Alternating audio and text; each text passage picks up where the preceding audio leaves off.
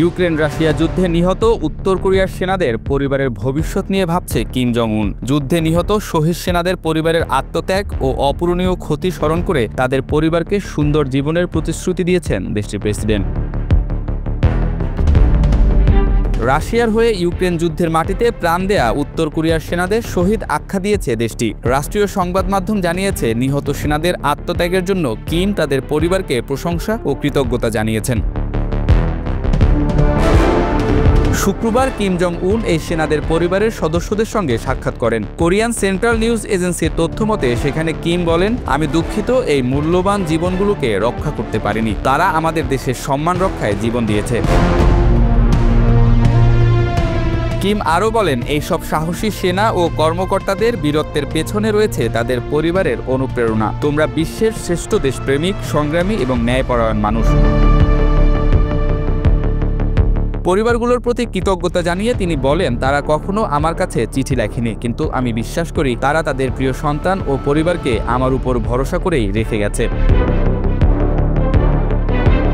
Kim জানান, এই শহীদদের আত্মত্যাগের বিনিময়ে যে দেশ রক্ষা পেয়েছে সেই দেশে তাদের পরিবারকে সুন্দর জীবন দেয়া হবে।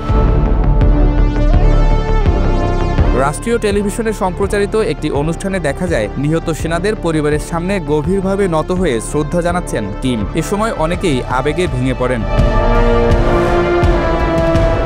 এই সাক্ষাৎকারটি এমন সময় অনুষ্ঠিত হলো যখন উত্তর কোরিয়া প্রথমবারের মতো স্বীকার করল রাশিয়ার ইউক্রেন সীমান্তবর্তী কুর্স্ক অঞ্চলে তাদের সেনারা মোতায়েন ছিল এবং সেখানেই তারা প্রাণ হারিয়েছেন।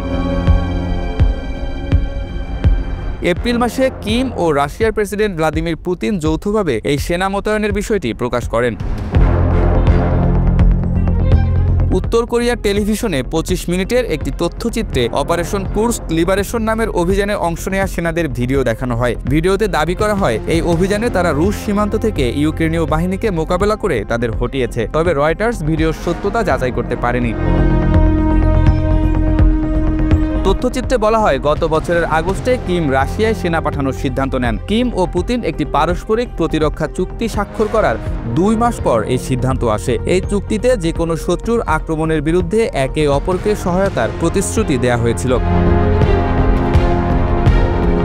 উত্তর কোরিয়া ও রাশিয়া এখনও প্রকাশ্যে সেনা মোতায়েনের সংখ্যা বা নিহতদের সঠিক হিসাব জানায়নি। তবে দক্ষিণ কোরিয়ার গোয়েন্দা সংস্থার দাবি, রাশিয়ায় মোতায়েনকৃত 15,000 উত্তর কোরিয়ান সেনাদের মধ্যে অন্তত 600 জন নিহত হয়েছেন।